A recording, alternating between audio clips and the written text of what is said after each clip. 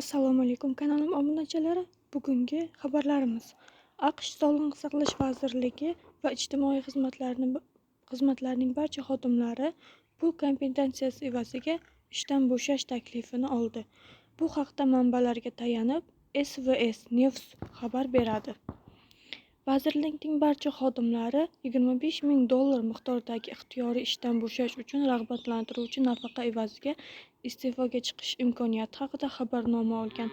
Qarorni 14-martgacha qabul qilish kerak. Tramp ma'muriyat federal ishchilar kuchini qisqartirish, hukumat byudjetini ommaviy ishdan bo'shatish hamda moliyaviy qisqartirishlar orqali kamaytirish bo'yicha sa'y-harakatlar bir qismidir.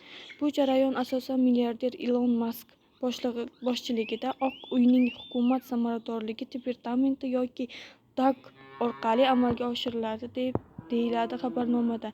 Ta'kidlanishicha, yanvar oyidan beri AQShda federal agentliklarning 62 mingdan ortiq xodimi ishsiz qolgan. Bu 2020-yil iyul oyidan beri ishdan bo'shatishning eng yuqori ko'rsatkichidir. AQSh Sog'liqni saqlash ijtimoiy xizmat vazirligida 80 mingdan ortiq xodim ishlaydi. U oziq-ovqat, dori-darmonlarni nazorat qilish boshqarmasi, AQSh kasalliklarni nazorat qilish va oldini olish markazlari, milliy sog'liqni saqlash institutlari, Medicare va Medicaid xizmatlari markazlari kabi bir qancha yirik sog'liqni saqlash muassasalari faoliyati nazarda tutilmoqda.